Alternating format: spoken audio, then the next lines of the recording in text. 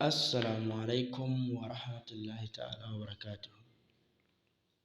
Malamanmu ta wannan gida na Dubin Asirai TV mai albarka. A yau ma mun sake dawowa da wani sirri ne na tsare mota, ko in ce tsare abin hawa dai, abu mai taya. To insha Allahu yau a kan shi muka fito da sirri. Wato a zamanin yanzu hatsari ya yi yawa, ko in ce dai duk inda ake da titi a nan suka fi yawan hatsari, ya fi yawa a wannan gurin. To dai in dai kai direba ne ko kuma kai kana da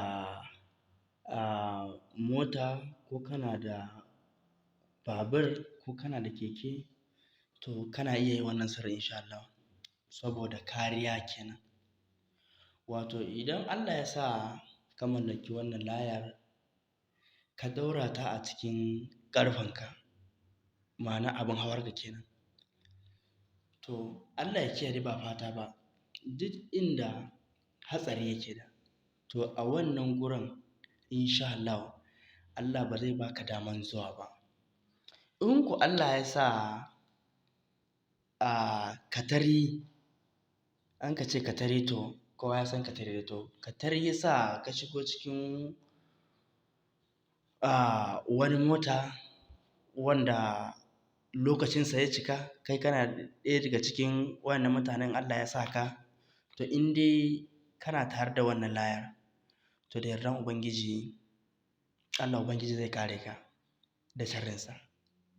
To ana rubutawa wannan layar a farar takarda, a je a rufa maka da shi da jar fata, a rufa shi, ka ɗaura shi a cikin ƙarfenka, to da yardan Ubangiji in dai kana tare da wannan layar, to wannan motar ko keke ko babur ɗin ba zai taɓa yin hatsari ba insha Allah, ba zai taɓa yin hatsari ba. In dai kana riƙe da wannan layar, to kai da hatsari insha Allah, kafin Allah Ubangiji zai kare ka insha Allah. In dai kana tare da wannan layar, to Ubangiji zai tsare ka da dukkan masifa na hatsari da yardan Allah. Ku yi mana subscribing da liking da share, domin shi ne ma zai ba mu ƙwarin gwiwa mu sake dawo muku da wani sabon sirri.